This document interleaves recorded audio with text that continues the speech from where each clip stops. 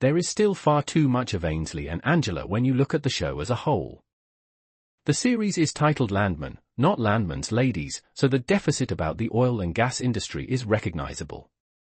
However, something we saw a lot of during Landman Season 1 returned, button-pushing discussion topics.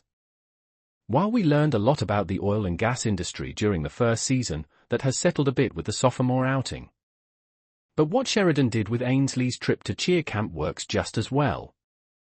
The times, they have changed. But some things never do. One of them is the experience of meeting your assigned college roommate for the first time. I had my own pagin in college. A gal who had the entire room moved to her satisfaction before I even stepped in the door. She had moved 2 armoires so they were perpendicular to the wall, creating a little haven back there. Cammy is an idiot of a character, and if this brings her downfall, I will be yeehawing my way through Landman Season 3. She just tossed her entire future into the lap of a drug kingpin. Yep, Tommy got fired because he no longer has the fire in his belly to toss caution to the wind. He's not breathing heavily over the thrill of the hunt anymore, and Cammy sees that as a problem. Not that Galino is a drug lord, but that Tommy lost his thrill for the hunt. What she failed to realize was that Monty kept Tommy around because of that perceived flaw. Monty was the yin to Tommy's yang. They balanced each other out. If Monty was going to take a step too far, as long as he shared his thoughts with Tommy, Tommy could weigh in and give him the potential downsides, mitigating disaster. Monty didn't share anything with Tommy about the disaster M-TEX is currently wrestling with, and we see where that got M-TEX. Cammy knows nothing about the oil and gas industry. I'm not even sure she knows anything about business. After all, she signed a lot of contracts having no idea what they said. Right now, she's riding a high without ever experiencing the lows. And this high is actually built on Monty's subpar management of M-TEX. Things are awful, but Cammy is enjoying the thrill of the hunt. Maybe someone should have clued her in on what happened to the last hunters we saw on Landman. They were chasing a thrill, and they got gassed to death. The lows will come, and Tommy knows it. Any gambler knows it. And wildcatting? It's gambling with more money and higher stakes. Cammy has also failed to recognize how Galino feels about Tommy. I don't think he'll be thrilled with her letting Tommy go. He's not working with Cammy for her insights, but because he's getting something he needs from working with Tommy. Sure, he's got a windfall of cash coming if she succeeds or fails, but part of his fun is due to Tommy. I kind of can't wait to see the cartel pull Cammy into a pit and pour gasoline all over her. Will she have the same swagger that Tommy has under such situations? Of course not. And I don't think Sheridan will put her in that position, but damn it, I wish he would. And what about the roughnecks? What about Cooper? What about everyone who works with Tommy every day and respects the hell out of him? Oh, they'll continue working for M-TEX because the money is good, but will they be doing their best? Tommy brings that out of them. We already saw how Cooper handles the roughnecks, and it's not pretty. There is a certain finesse required to handle men like those, and Cammy doesn't have it. Will whoever she hires to take Tommy's place have it? Will anyone know M-TEX as well as Tommy does be available to step into his boots? Hell no. Cammy is out there making pageantry out of rig placement. That's hardly a measure for success in the field. So much can go wrong here, and finally, I'm interested again. Of course, Sheridan could have this new development last no longer than an episode. Tommy could go crawling back to Cammy. Galino could demand Tommy be rehired. Cammy could come to her senses.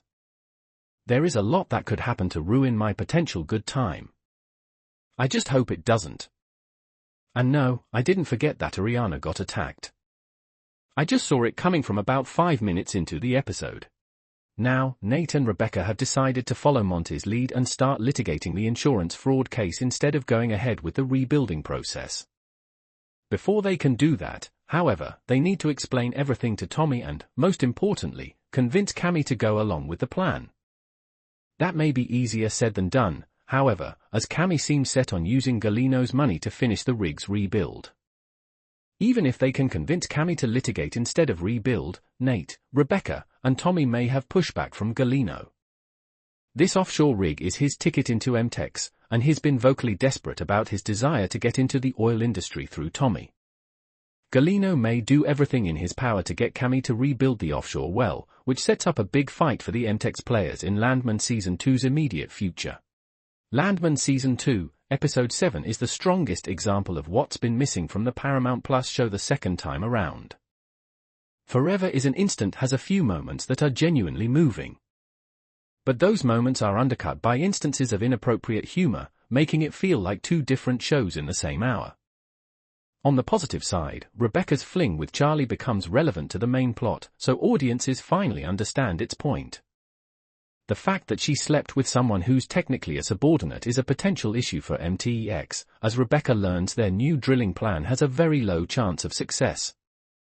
Nathan decides it's best for the company to litigate the case after all, but that puts her on the hook. This is huge for Rebecca, who values her professional reputation as her identity, and actor Kayla Wallace is wonderful as Rebecca emotes. She and Billy Bob Thornton have a fantastic scene in which Rebecca confesses to Tommy and expects the worst.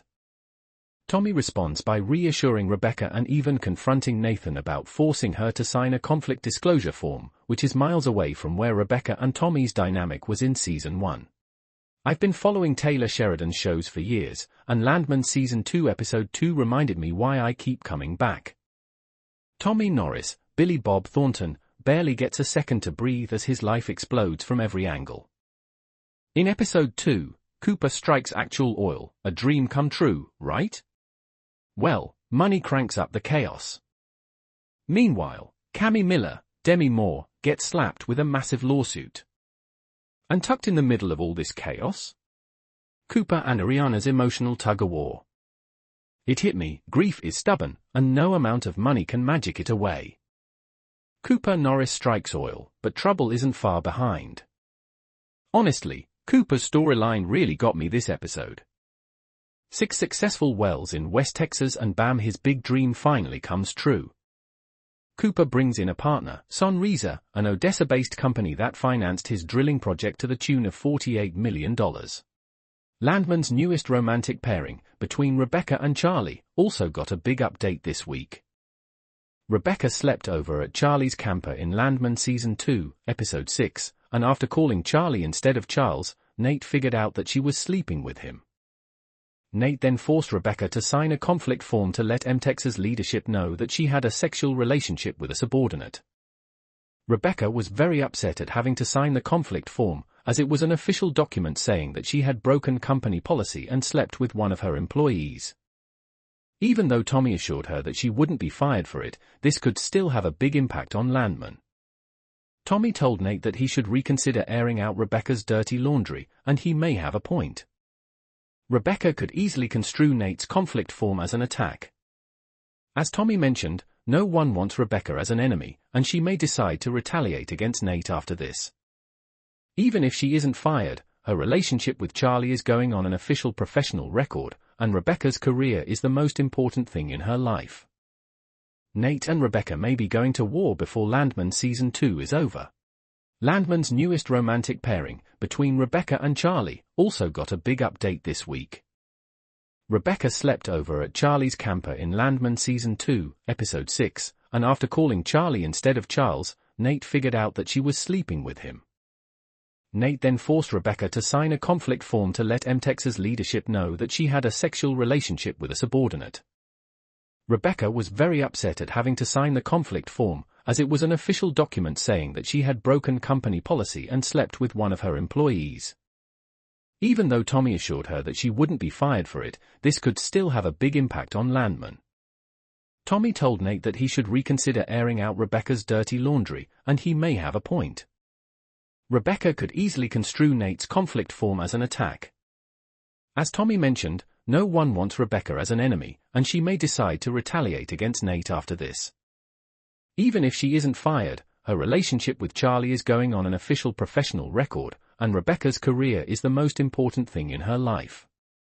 Nate and Rebecca may be going to war before Landman Season 2 is over. For a healthy relationship. I thought Cooper and Ariana's romance should have waited for Landman Season 2 so they could have more time to grieve. It wasn't even the societal norms that bugged me about their relationship as much as it was the trauma they both shared. I thought their relationship could be nothing but unhealthy because they both had such fresh trauma that they hadn't properly processed. Ariana lost her husband and the father of her child, while Cooper watched 3 men die and was nearly beaten to death. It didn't seem like a great foundation for a healthy relationship. I thought Cooper and Ariana's romance should have waited for Landman Season 2 so they could have more time to grieve. A pair of young people who are simply clinging to each other to avoid thinking about a traumatic event don't have such a realistic view of the future. If Cooper and Ariana were just trying to block out their pain, she wouldn't have even entertained the idea that Cooper might not love her. Landman has convinced me that Ariana and Cooper are more than capable of handling their relationship in a mature way, and I agree with Ariana that it's worth figuring out. Even if they end up realizing it was a mistake down the line, I now think their relationship is at least worth exploring. Ariana's explanation of what her and Cooper's relationship is made their story going forward in Landman much easier to understand.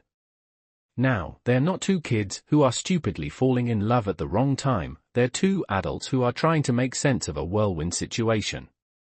Likewise, if Cooper gets targeted by Manuel and Antonio's friends again, it won't be the result of a mistake, it will be the result of a conscious decision to give their relationship a chance despite the odds.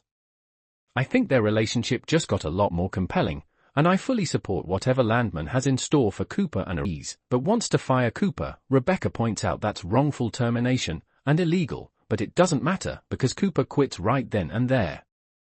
After he hangs up, Monty's heart starts doing weird things in his chest, and I'm pretty sure it's not growing 3 sizes.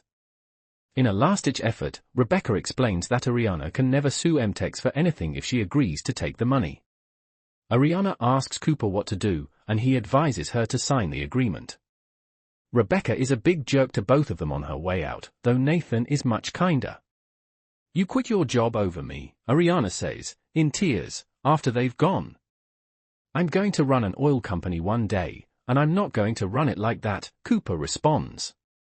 They're both having some pretty big emotions as she keeps crying, lamenting that it's too soon to feel what I feel for you.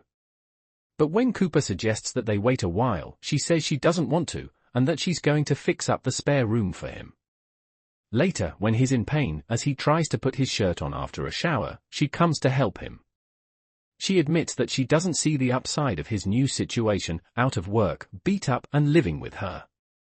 "Looking at you is the upside," he says quietly, "and is it any wonder they're kissing soon after?" They're interrupted again, him, frustrating pattern we're establishing. Maybe it's not a pattern. It's God warning us to stop. By a knock at the door, it's Tommy, who has pieced together what happened after talking with Nathan and Monty. Ariana invites him to stay for dinner and won't let him go. Ryder takes Ainsley on a date to go swimming in a reservoir lit by the gas flare from a nearby oil derrick. She decides that she likes him, and that she's going to test him. So she brings him to the nursing home where she and her mom have been volunteering, and she's delighted when he enthusiastically plays a game with some of the residents. She confides in one of the older women that she wanted to make sure that Ryder was interested in her for more than just sex. The hour seems like a turning point for Ariana and Cooper, so we couldn't wait to talk to Paulina Chavez, who plays Ariana, about what might come next. Read on for her thoughts about why Cooper became Ariana's rock, how Billy Bob Thornton likes his Mexican food and more. I've changed my mind about Ariana and Cooper Norris's relationship after Landman Season 1, Episode 8, and now I think they deserve to be together. Ever since the blowout that killed a big chunk of the cast of Landman, Cooper and Ariana were essentially destined to date. Cooper started helping Ariana around her house, cutting her grass and helping her with her bills. Then, in Landman Episode 7, the two finally kissed after Cooper started staying at Ariana's house to recover from his injuries. While I didn't agree with it then, I've changed my mind now. I'm not the only person who had a problem with Ariana and Cooper having a relationship so quickly after the blowout. Rebecca, Kayla Wallace, was furious with them, and even tried to intimidate Cooper into signing the settlement agreement for much less than it was worth. LVO's friends even tried to kill Cooper for growing close to Ariana, and even Tommy, Billy Bob Thornton, couldn't understand why they were together. The couple did, however, managed to change his mind in Landman episode 8, and they actually changed mine as well. At first, I thought Cooper and Ariana were rushing into their relationship. As Rebecca pointed out, in the span of just 3 weeks, Ariana went from being married to Elvio to sleeping in the same bed as Cooper. Their entire relationship felt rushed, which wasn't helped by the fact that there were constantly outside pressures putting them under even more stress. From Manuel, J.R. Villarreal, and Antonio, Octavio Rodriguez, constantly trying to scare Cooper away to the settlement Rebecca has been trying to get Ariana to sign, Cooper and Ariana just didn't seem to have enough time to actually form a strong bond. 12. Whatever has been growing between Landman's Cooper and Ariana since the series' 3rd episode turns into something real, if undefinable by both parties, in Sunday's hour. Rebecca kicks off the episode by getting Cooper alone in Ariana's backyard and using every bit of that self-assured intensity she displayed during the deposition. The money M-TEX is offering, she says, is enough to set up Ariana and her son for a long time. But if the widow wants to seek damages from the company, well, then we must scrutinize everything. Every family, she threatens. And this? I mean, do you have any idea how bad this looks? Husband dead less than a month and you're sleeping in his king bed? The one person who survived the explosion completely unscathed? She insinuates that he knew exactly what he was doing on the day of the explosion and, in fact, set it up to kill Elvio. I will crucify you to destroy her, and I do mean to destroy, she continues, even though Cooper argues that nothing she's saying is true. I reject your truth, Rebecca replies. I think I'll invent my own. Inside, she and Nathan try once more to get Ariana to accept their settlement, but the young mom wants to know what Cooper thinks. $1 million, he says. You weren't standing on that doorstep this morning at 7 a.m. because you're sitting on a strong case. He points out that the Occupational Safety and Health Administration, or OSHA, and other regulatory agencies would have a field day with the accident. Also, he's sure M-TEX hasn't told their insurance company about it. They're cornered. As Rebecca fumes, Nathan calls Monty. They've barely begun when Tommy asks what, exactly, they're doing. Ariana says they're trying to figure it out, getting angry as she points out that the 22-year-old worm on a workover crew would not be my solution to her problems. She does not back down under Tommy's scrutiny, explaining that Elvio was nice, but Elvio never looked at me the way Cooper looks at me. Not once, ever. She's on a roll, and it's not long before she's firmly suggesting that Tommy be on his way. Judge me all you want from that truck, but I will not be judged in my own king house, she says, moving him toward the door. For his part, Tommy seems equal parts amused and admiring of the widow. Son, he tells Cooper as he leaves, you might have outkicked your coverage on this one. Then he lets Ariana know that he thinks she's one of the few people who actually deserves happiness, and takes off. Tommy then heads to the Patch Cafe, where she repeats her insinuation from earlier. Cooper had the knowledge and wherewithal to get the pump jack to explode, and she can prove it in court. Tommy gets mad, fast, threatening her and kicking the bastard out from underneath her as he leaves. Elsewhere in the episode. The Texas governor agrees to Monty's request to have the Texas National Guard train in the area where they're having problems with the cartel. The idea, a strong militaristic presence will deter drug activity on oil company property. It goes sideways, though, when the Guard practices air assaults in the area where a drug transfer is underway, and one of the explosions blows up a van, killing at least one person. Monty's chest pain doesn't go away, and he winds up in the hospital after having his 5th heart attack.